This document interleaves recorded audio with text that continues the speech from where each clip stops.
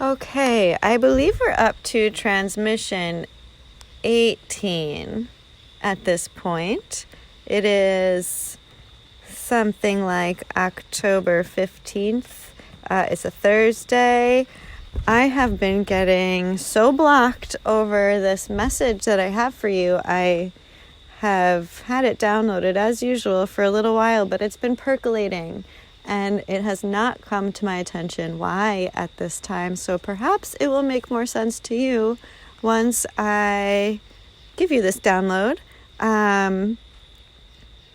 It is short and sweet from what I got before, but let's see how it unravels as I speak.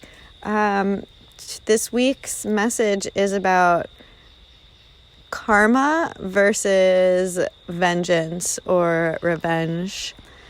And, at first glance or ponderance, they may seem very similar in that, some wrong is rectified in some way. People get what's coming to them. But in fact, they're very different in that karma balances the scales of action and reaction, of having things, doing things and having them done unto you, so you understand exactly what you put out there into the universe. It comes back at you. Karma is very neutral. Karma does not have a vengeful bone in her body.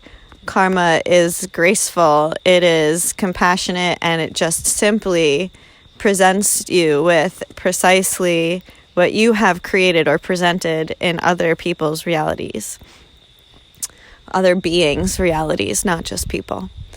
Vengeance or revenge, however, creates more of that vicious cycle. It keeps people in that cycle where karma gives you the option to recognize and balance the scales, seek rectification of the matter. No, at that point, I will never do this again, or I will do it differently, or, I have to make amends and address my wrongdoing in whatever way.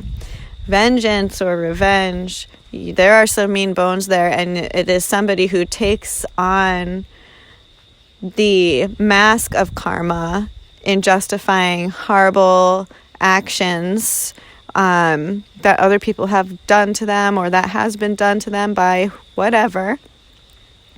It justifies their negative actions to be taken where they see it in a false light, and this is not healthy. This does not help any souls involved in giving or receiving that vengeful lesson. And we have to be careful to make sure that, and I'm guilty of this too, I love the saying, karma is a bitch, but guess what? That is a vengeful statement, and it's not true. Karma is not a bitch. More true, karma is a bitch only if you're a bitch. Karma is a godsend when you're a godsend. Karma is a gift when you're a gift. Karma is a blessing, however you look at it. Our worst experiences can be blessings, for sure, if you do get the lesson out of it, and that's what karma is here for, and it keeps the universe in balance. Vengeance brings our vibration down. Vengeance puts toxic frequencies into the mix, more toxic than the ones that inspired the vengeance or vengeful nature to begin with.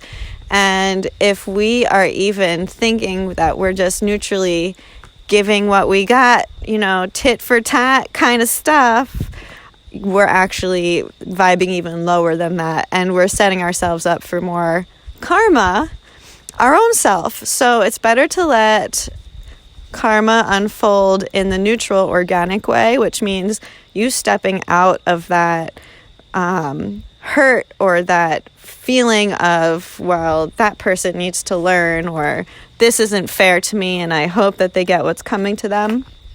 That is not a good place to be. You do not want to wish anything like that on anybody, because guess what?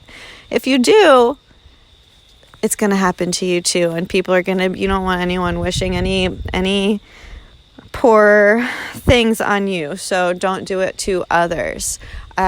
So what we need to do is step back and trust in the grace and the wisdom of karma and pray for those souls. However you pray, send out the good vibes for those souls. However you do it to protect other people or yourself, give that to the person when you see that they are accumulating karma in one way or another, because God bless their process. Hurt it's not an easy thing to get out of. You can hurt other people trying to get out of it. Hurt people. I'm sure you've heard of this, and it is so true.